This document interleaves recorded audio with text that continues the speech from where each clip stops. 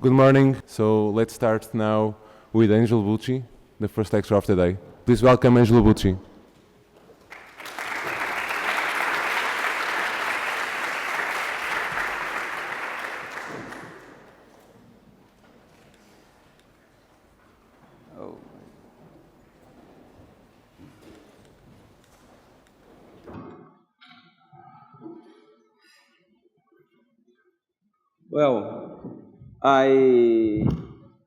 Thanks, Rodrigo, for the invitation.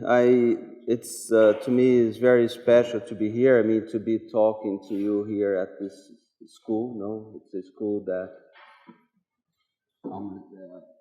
any architect in the world are always thinking about this place, the architectural design.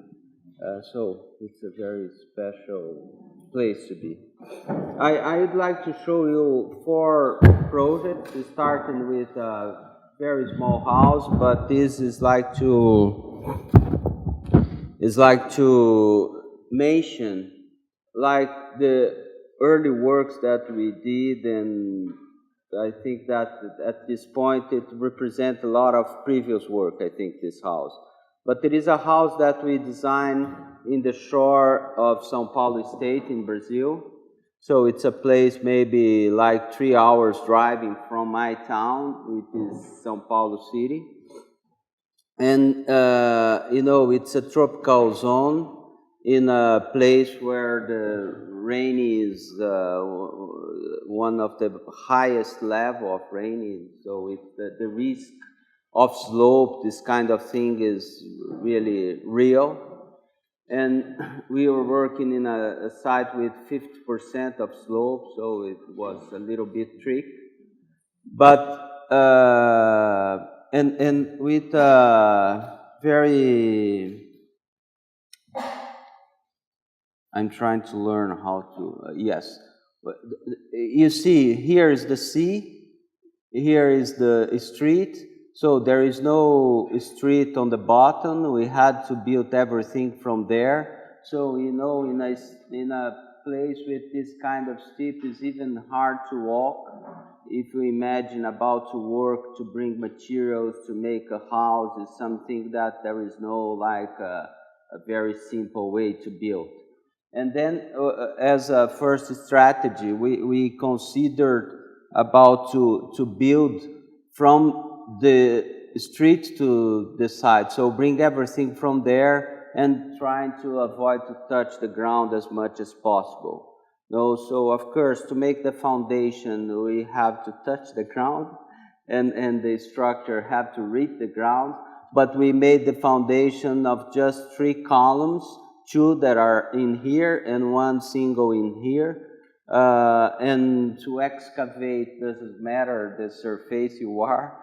And from foundation we rose the columns, and then we start to build the slabs from there. But there is one thing that is peculiar about this construction. That is the fact that the beam is on the top and hanging the slab on the bottom. And I could describe almost the whole thing by describing this section. So we get inside from this way. This is a kind of veranda. Here is the living room. And this house has a program which is peculiar, because for the couple who built the house, it would be a house to live, and for their son and daughter, it will be a weekend house. So they were about to retire. They were planning to move there, and their son and daughter are already adults, and so with their family. So it's at the same time a house to live and a weekend house. So and this is where we place the main bedroom. So this is the house to live. Is this space and this space. And I was always considering about to not fulfill the house with a kind of melancholy that we have by having empty bedrooms. No, there is no tragedy in the family, but it's a house where the bedroom would be empty the most part of time. So, and that's why we, in a way, we split the house in two pieces.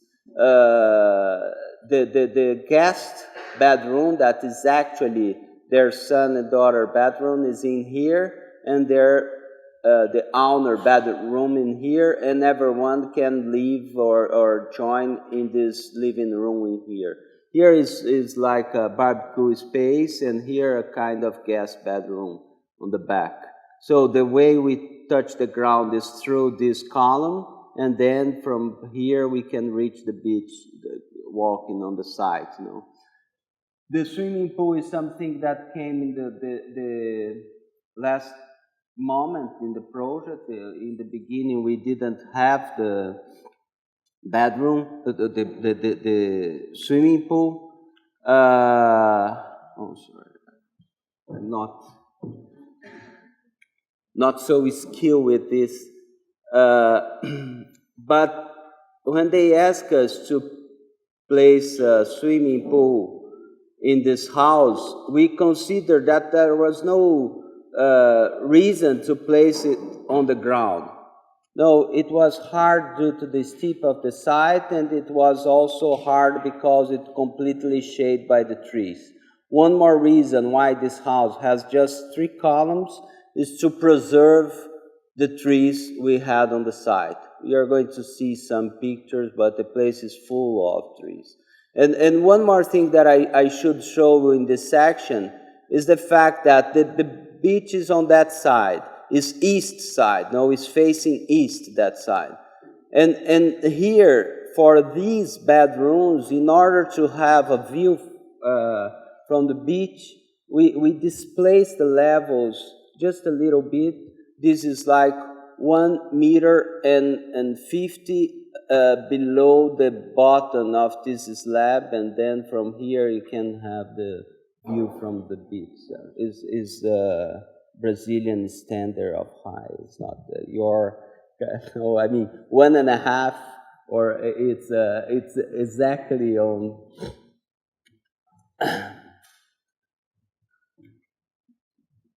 Where the place where we are is very special because it's a small beach in here. From the place you can see that beach, this one, and of course this is on the back, but quite close. This is a plan that I really like. That doesn't. It's almost unusable, but it's very clear to show how we touch the ground. These trees that are represented in this plan are the trees that we had in the site before the construction. We had some more in here and there, but we preserved much more than we had to. The law, environmental law here is very tough, very restrictive, but we were totally fine. So the main bedroom, the 3 guest bedroom, and one more small apartment in here. The living room and the terrace, the barbecue place, and so going up to, and some images. I'm trying to show these, like, I will try to go fast in these pictures, because I have the 3 projects that I'm going to show later. I would like to spend like more time. But here you see, there is a column that is 10 meters high, and you can't see from the beach, because everything is in the middle of the trees. Here, because we had the swimming pool, and of course you use the water to make this kind of reflecting pool, which is very convenient to control temperature. Instead to use insulation or this kind, we just use a 50 centimeter of water, and is even better than any insulation system. And we use the pump for the pool to fulfill this slab, and so to make it.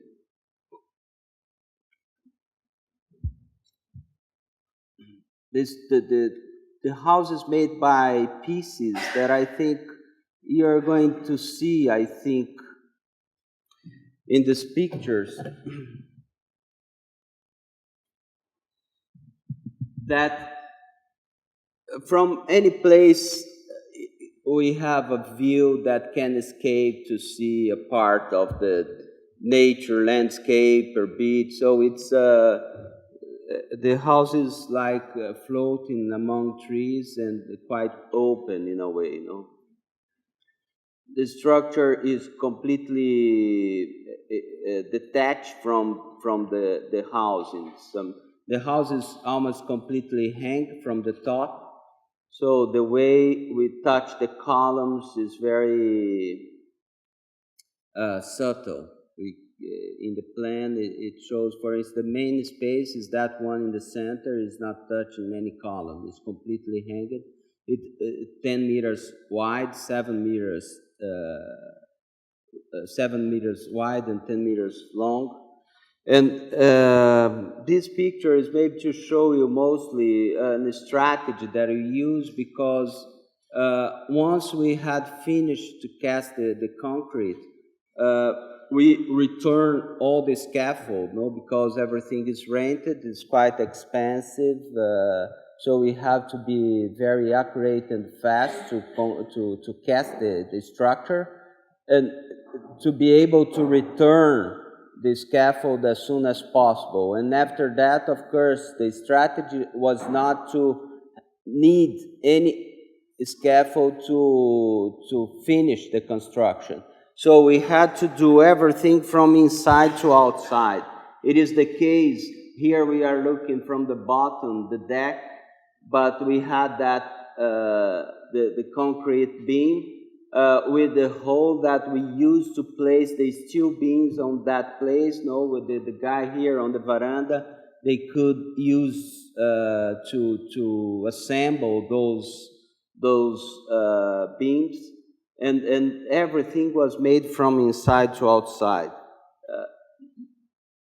So the way we shade the main bedroom in here. Here, for instance, no, the same issue about his strategy to build from inside to outside. Here, of course, when we cast the slab, then we put this piece in steel here to receive the panel of glass that came first, and we rest then on here. There was a piece on the top that we cast also in concrete. So the glass was there, and it has these holes where we screw the wood panel, which provide ventilation, and also the position of the window is strategical to maintenance, to clean the panel of glass. But in the second time, once we screw the wood panel in here, of course, the wood panel was helping the structure of the glass, most to prevent the flexibility of the glass. No, the wind is really tough, could be tough in here. And then we use the handrail inside as a horizontal beam, and we attach the wood panel to that handrail, and this is very efficient to prevent this kind of flexibility in the facade. So in the first moment, the glass was used to support the wood, but then each one of these pieces are completely independent. It happened, for instance, that a piece of glass break. It could be the wood panel is safe in its position, no, by this way.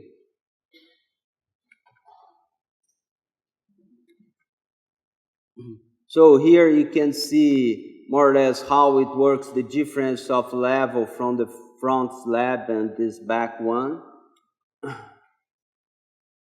The single column underneath the pool. Actually, the structure in this column, of course, the load is really pretty high. It's like 308 tons going down.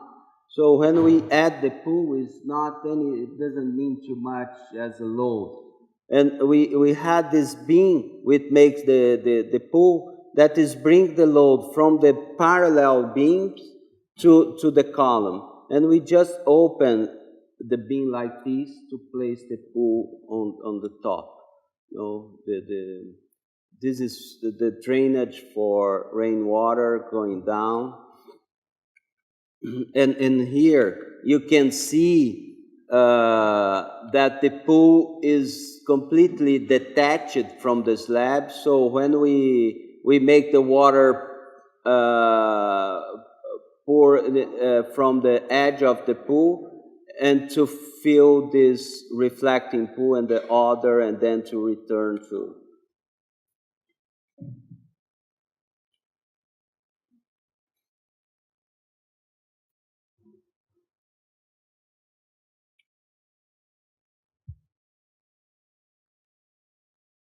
But this house was finished in 2008 or 9.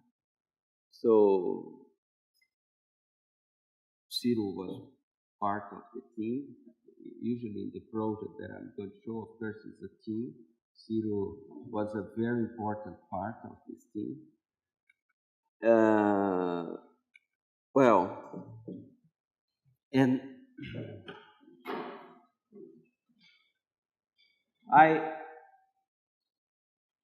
now just one thing that I'd like to say is I live in the city, São Paulo. It's a 20 million people city. But I was born in a very small town, exactly 1,000 times smaller than São Paulo, 20,000 people place. And I went there by the first time to start the architecture school, and more I feel that I had like two schools. One that was the school itself, an amazing school designed by Vila Nova Artigas, an architect who was one of the founders of the School of Architecture at the University of São Paulo, and who designed the building. But also I realized that I learned a lot by experiencing the city of São Paulo. So then I think that I had these two institutions, you know, the school itself and the city of São Paulo as my school of architecture. So and 3 years ago, we had an invitation. This is like a theoretical project, but it's not a proposal that came from our own will. It was an invitation from an art curator called Lisette Lanhado, who was doing an exhibition in a museum that we have in this park. This is a very special park in São Paulo. It's a park that was inaugurated in 1954, designed by Oscar Niemeyer and the landscape designer Burle Marx. And there is a museum which is nowadays placed underneath this canopy. This shape in here, you know, it's very Oscar Niemeyer, very 50s. It's a canopy. It's a huge one, and there is a museum which is placed in here. This museum is the Modern Art Museum in São Paulo. It was not, in a way, it was not supposed to be here. It was found more or less at the same time as the park, but it was originally placed in the downtown of the city. The museum had a crisis in the end of the 50s, so the collection was donated to the University of São Paulo, and the museum disappeared. And then, like 10 years later, they create an exhibition called Panorama, the arte, como art, I don't know in English, Panorama de Arte no Brasil. And it was like an exhibition which was used as a recreation of that museum. And that exhibition was placed, and oh, sorry, I'm trying. was placed in here because at this place, Lina Bobard had designed a small pavilion, a temporary pavilion for an art biennale. But when the biennale finished, it was 59, that exhibition by Lina. The biennale kept the pavilion as a storage, and that space was requested for this first panorama exhibition. So, and we were invited for the 33 panorama. And the curator, besides the 30 artists she invited also 6 architects, and she asked for the architects a question. How should be the modern art museum in the future? If it should stay or be moved from the park.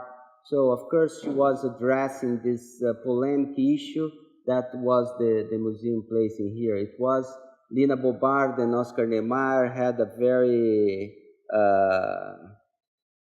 animated, let's say, debate about this topic. But this, I would like to mention some. So here is where we have the official Biennale in São Paulo, the Art Biennale. This building was made to celebrate the 4th centenary of the city of São Paulo. So in 54, of course, it's before Brasilia, but designed by Niemeyer. And it's a time where modern architecture in the world, but the Brazilian version of modern architecture was very mature at that point. And I take this park as a kind of idea for the city in the future. So it's like there is an idea of the position of the city, of the role of the architecture. It's not something to be spread in the whole city, but how architect can play in the future of that time in the 50s is very interesting. And this is a project that any architect in São Paulo know more or less by heart. This is like a rule. This is 250 meters long, 50 meters wide. This is 150 meters long. From this point to that point is 750. And so we considering about that and how the park works for architect, we made this assumption that we could frame the whole thing, part inside, part outside of the park, and to say that the modern art museum would be placed in that frame. It's like to not do anything, but at the same time to frame the whole thing. No, it's a kind of building that you cannot embrace in one glance. So you have to, I think the way we perceive, we can, we just infer about the building, but we cannot take the whole thing in a glance, no. And,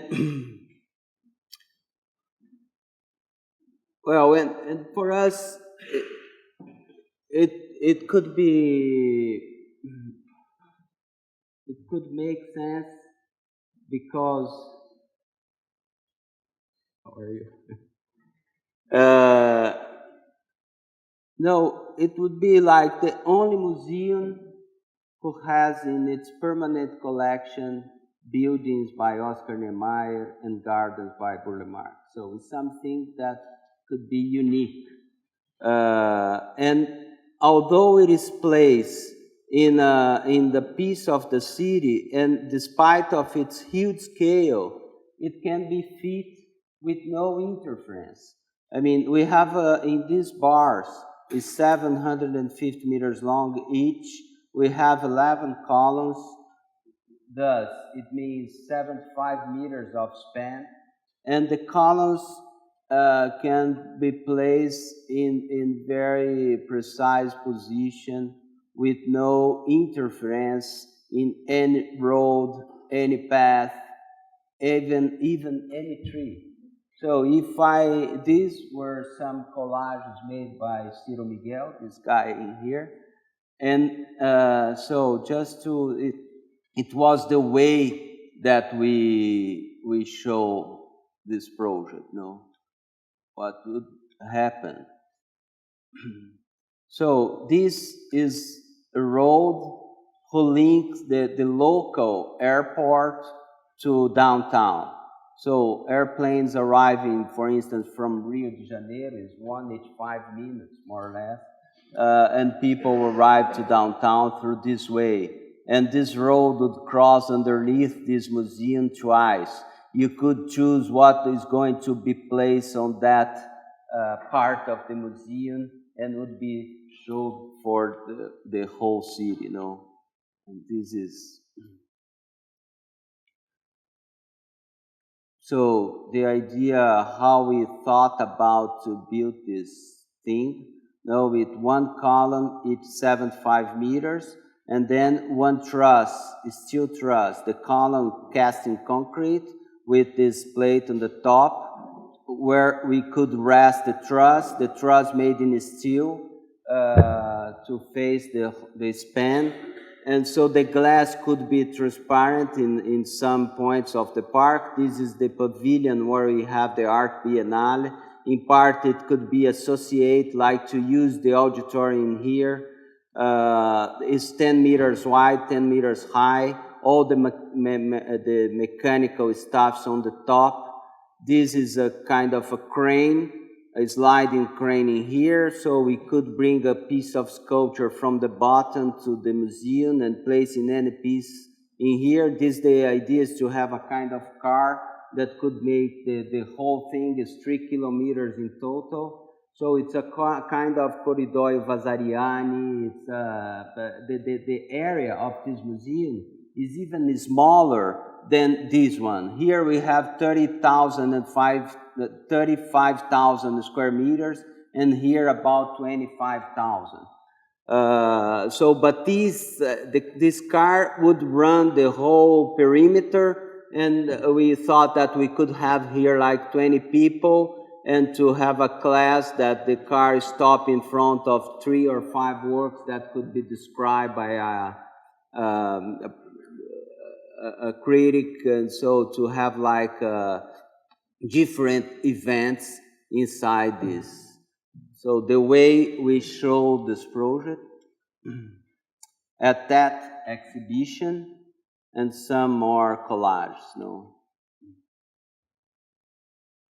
Of course, it's just an idea, just brief drawings, very preliminary drawings. But although it is a theoretical project, of course, that we design in a way like trying to keep imagination under control to make things succeed. And actually, it's not a project to be built, but I think that's pretty reasonable and pretty easy to be built. Because we could have like 4 bars, 11 columns in each. I could place like 44 different teams working at the same time. So all the 44 columns could be cast at the same time. I could manufacture the trusses in the whole country to bring them at the same time. So it is a building that could be built in like 6 months.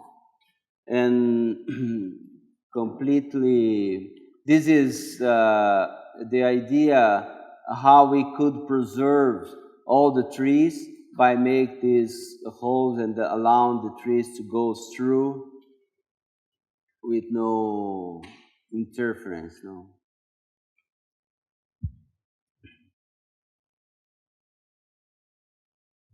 Very old style collage by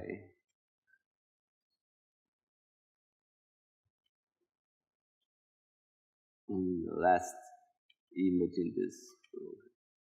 So, and this was a very special experience for us. It's a building that we designed in Lugano, in Switzerland. We started this project in 2008. It was inaugurated in 2013. It is, one thing that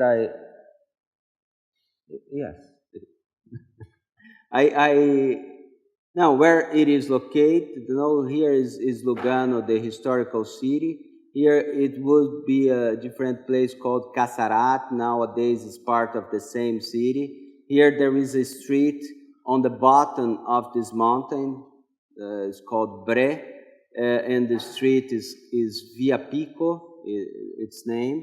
And we had this spot here, this site, which has a double front or two streets in both sides, and the area where it was suitable to build the building is here, the inner polygon. It's very irregular as a polygon. So this is the area where we are able to build, but not exactly the whole thing. And we made this assumption. This is the contour of the building we did. So the structure is very clear, just two walls.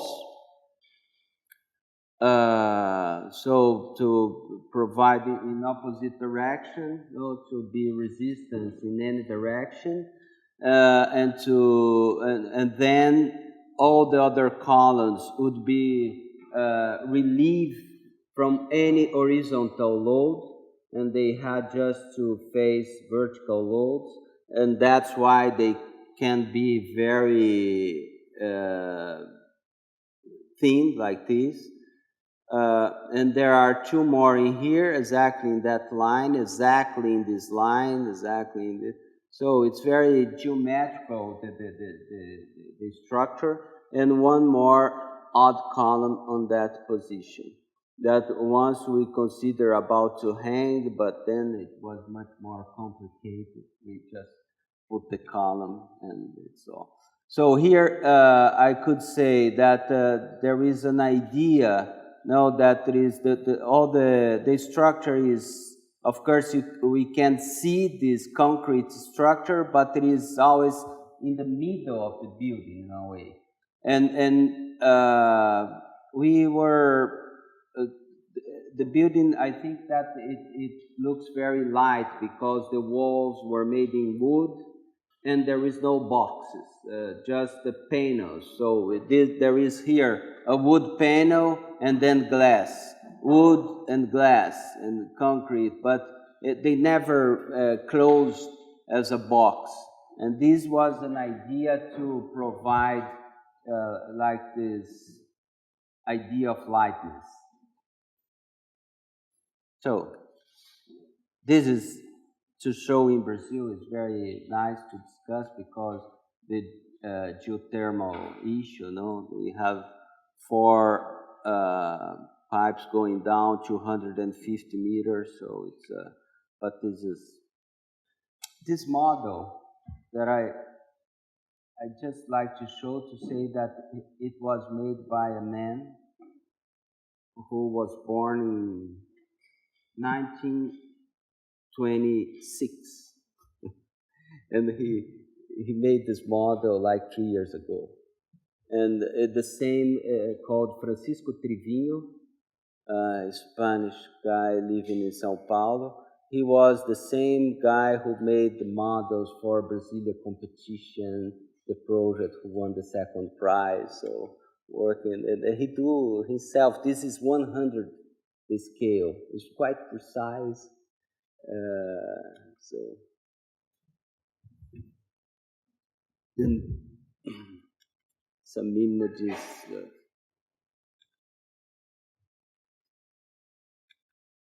So that, of course, you are going to see. We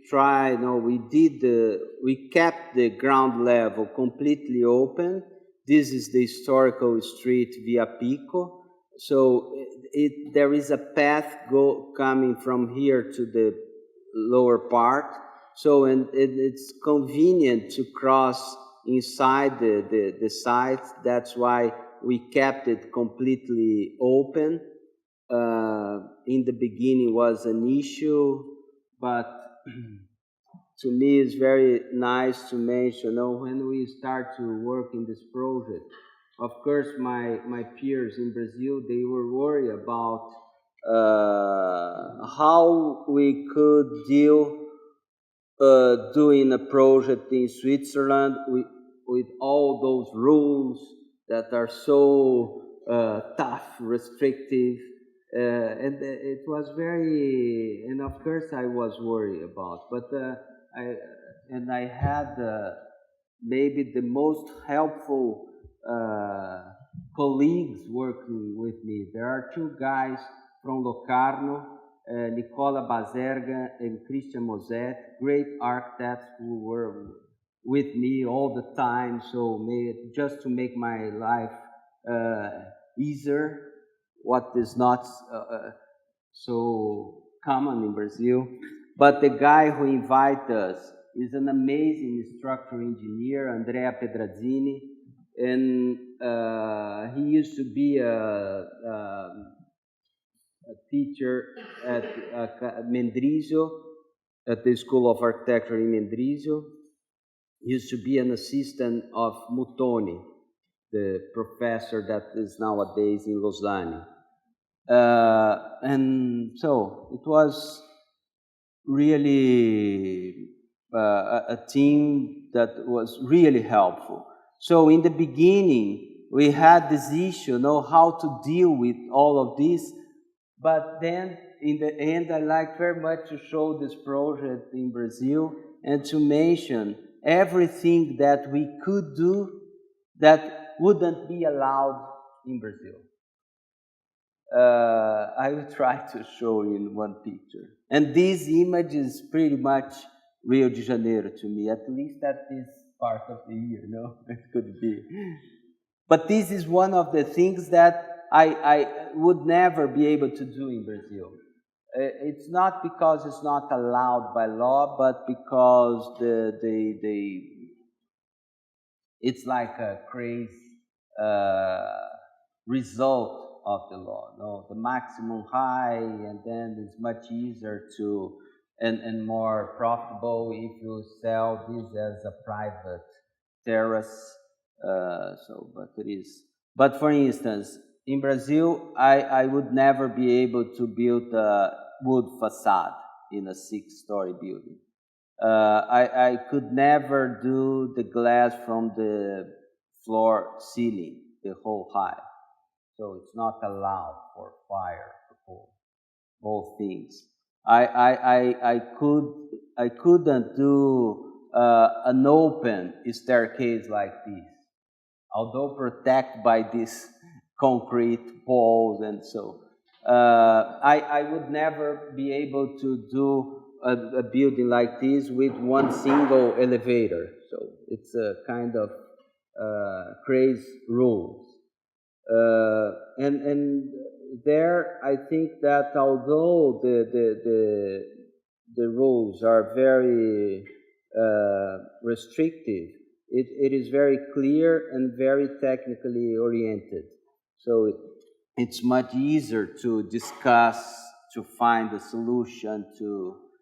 But one thing that maybe is the most special, no, we had a huge part here in the inauguration of the building, like 300 people.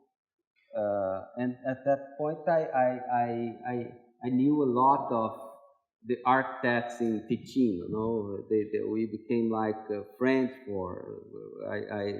I was going there very often, so very often to the schools, and what I heard most in that party was that just a Brazilian architect could go there to do a pilotis completely open like this.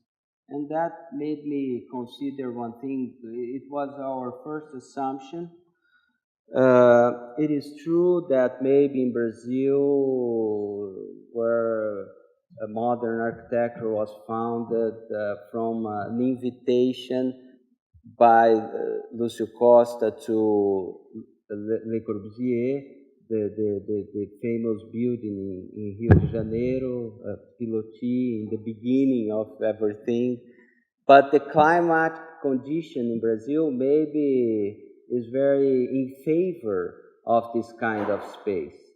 But nowadays, in São Paulo, would be very hard to be able to propose something like this. No, for the worst reason we can imagine. No, and I proposed in Switzerland in a very naive way. I mean, because, I think that it was convenient. The site had two streets. It was very easy to link it. In the beginning, the project was even more radical in some way. Here is an office of those engineers. They are two brothers working in this place. In the beginning, this was one level below, and this much more open. I like the way we changed. It was for economical reasons, but I think that it provides more life to this ground level, and the open is enough, and I think that is very nice. But then I think that maybe the social condition in Switzerland would allow this, and what the Brazilian architecture developed during the time could give us like a repertoire to propose as naturally as we did in here. And then I think that this is what is beautiful about to combine different contexts. No, I mean it is what make possible what wouldn't be in one or other place, but it became a possibility because we were working together. Otherwise, I don't think that it would happen. So, and this to me it means the opposite of globalization, because it's not a project that comes to a place completely top down, but it's just the will of people to exchange, to understand each other. So I like to consider in this way. But it was a very special experience for us. This to me is very meaningful. This is their office. And we designed these tables in concrete. And one weekend, all of the engineers went there. They made the forms. They made the reinforcement. They cast the tables, and they just asked to the mestre de obras, how to say, I don't know, to finish the table at this, the contractor, but the master of, yes. One of the apartments, in this one we design everything, the table, not the chairs, but everything else. It's nice here because we use the same material that in general we use in Brazil, the terrazzo as the floor, but here the guy who came from Venice, really amazing. I don't know why, it's very expensive in Switzerland. And then we brought someone from Italy, but the best terrazzo I have ever seen. So the bathrooms are made just with a single white glass. So it's very, when we look the plan, it seems like a simplification because the bathroom is just a line, but it was built like this. It's just one layer of glass. Here is the children's bedroom.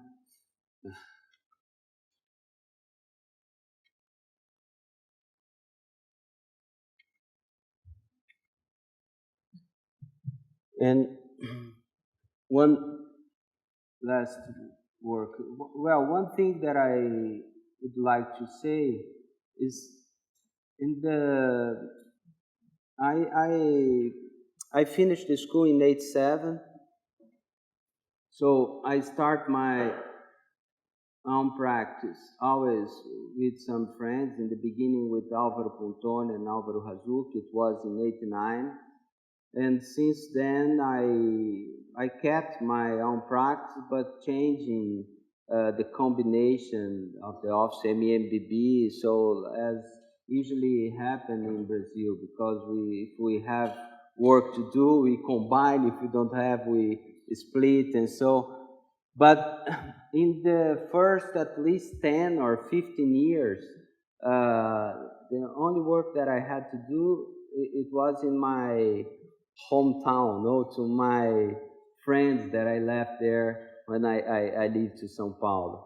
And always very small works, and I think that I learned from that experience how to work in a project that was being built far away from my place, so that I was not able to go as often as I would like to the construction site.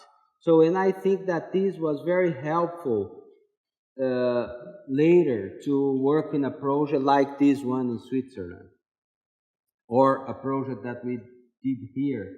I don't have pictures, but here in Algarve, I did a project in Silves.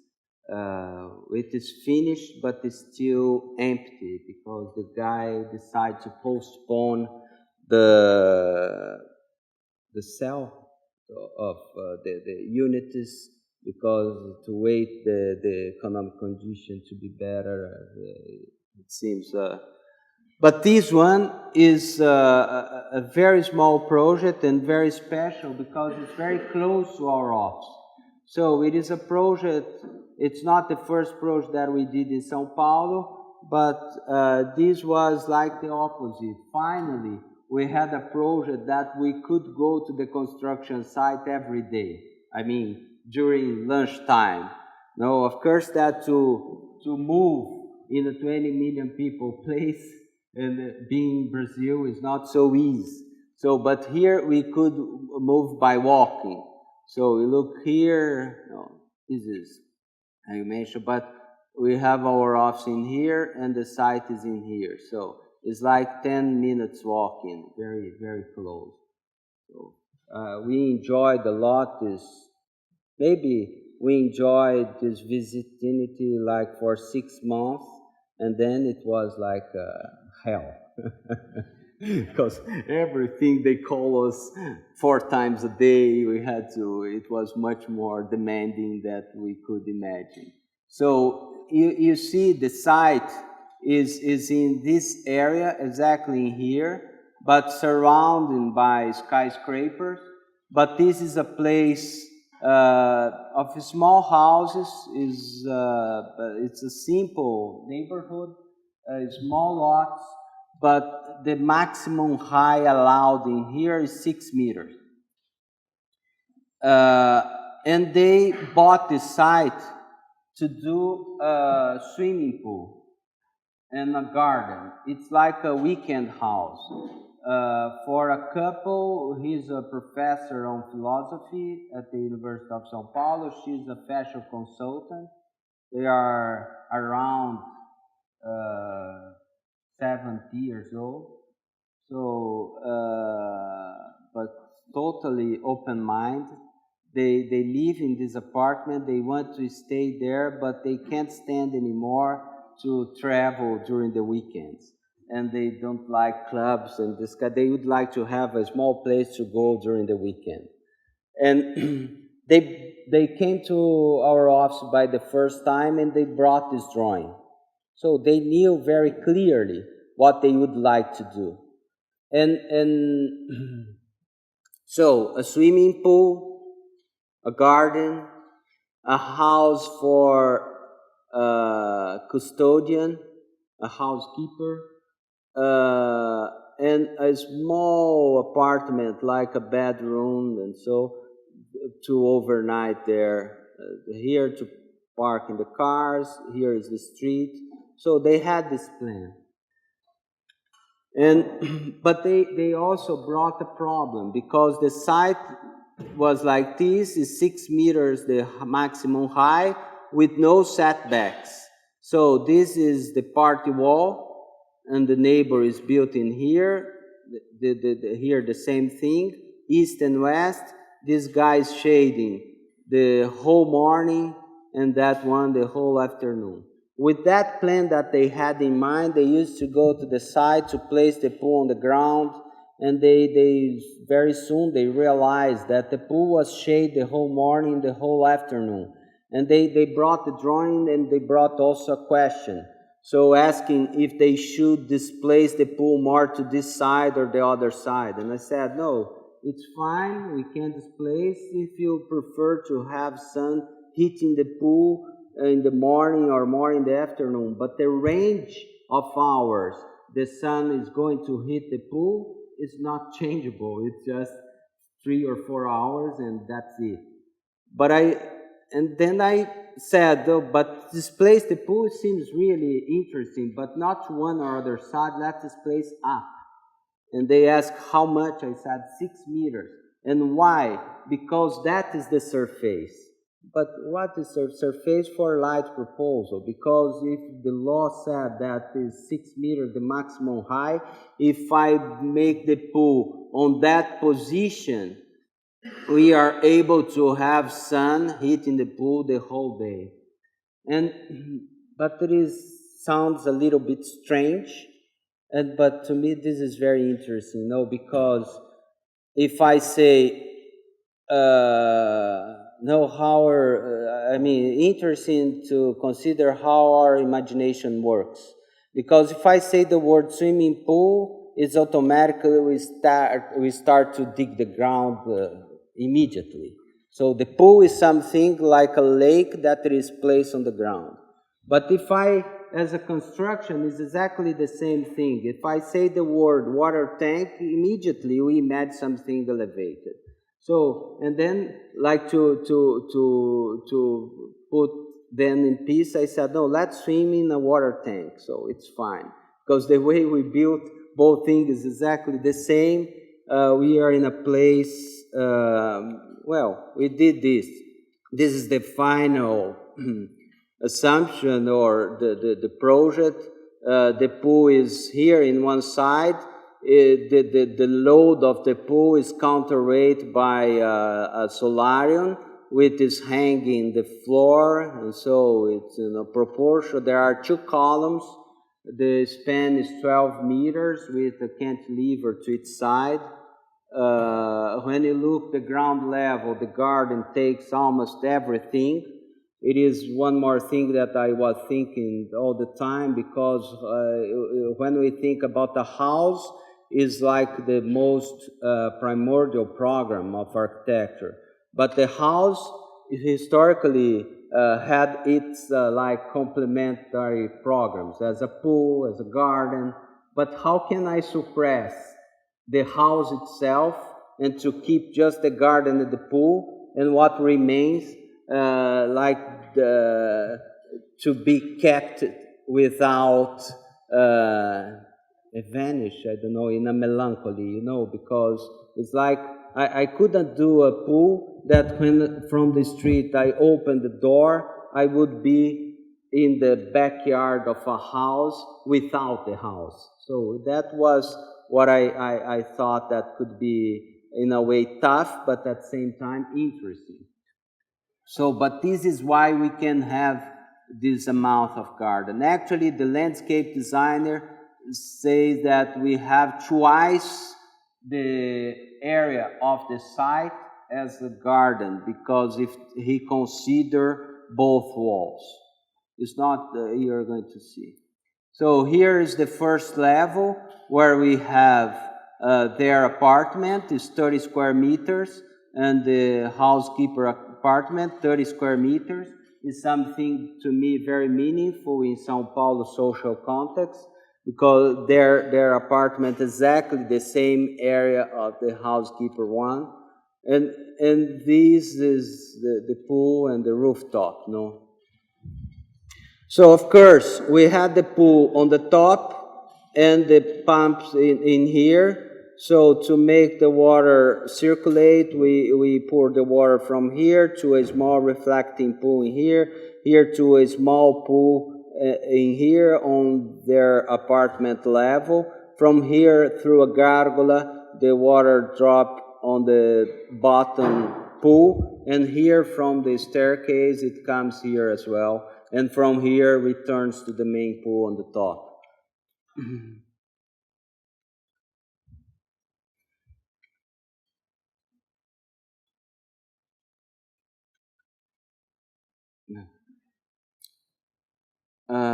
No, there is 2 weeks ago we made some new pictures. So it's not the same photographer. All the pictures that I showed were taken by Nelson Con. So this one is Nelson Con. In general, we shot the work right after the construction. But here the garden is so important, that we would like to make new pictures, and this is Pedro Koch. To show how the garden could grow even underneath the construction, like in here, So there are 2 pictures almost from the same side, like the garden nowadays and how it was in the beginning. Of course, this stair, for instance,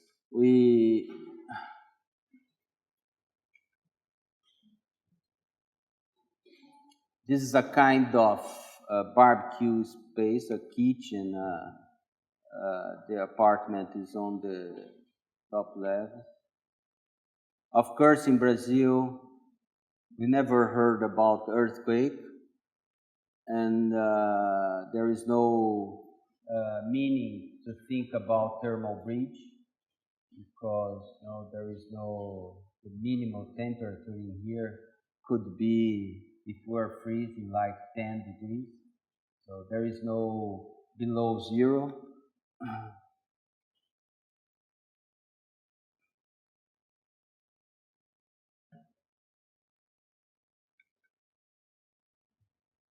But you see, this stair is totally transparent. So it is important to bring light to the garden. Besides this wall that makes the pool, it's inclined. It's very helpful to the west sun hit the last point of the garden. So the repetition of the picture is always showing the garden in the beginning and now.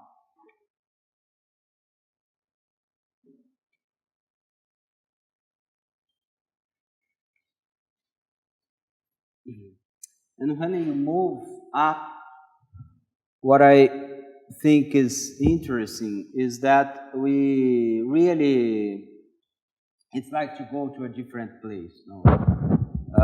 If we are in a very hot day, you arrive on the bottom, the garden, the water, you feel like in an oasis. The temperature is much more like mild, and you go up to the sun, you need some protection or some. Look, the garden now is almost. The garden is also very vertical. You're all the time thinking about these layers of the city, even airplanes, because that airport that I mentioned before, the approaching to the airport is crossing exactly on the axis of the pool, exactly 800 meters above the pool. So when we talk about surface, in this case, I can think on surface of light, I can think on the resistant soil to place the foundation, which is 14 meters below the ground level. The water table is 2 meters below the ground level, airplanes 800 meters above. So this is like, and there is an amazing structural engineer working here, no, it allowed us to do this kind of device, like detaching the column of the beam. There is a beam here who make this strong, to hang or to attach the pool and the. It's like this. There is a beam comes here and here and here.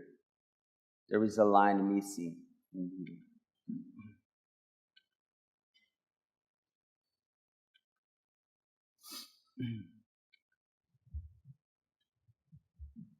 So this is new. Now this is old.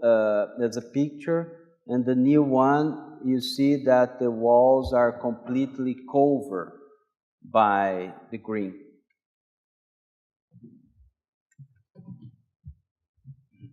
An old one, a new one. I think this is the last image. Thank you very much.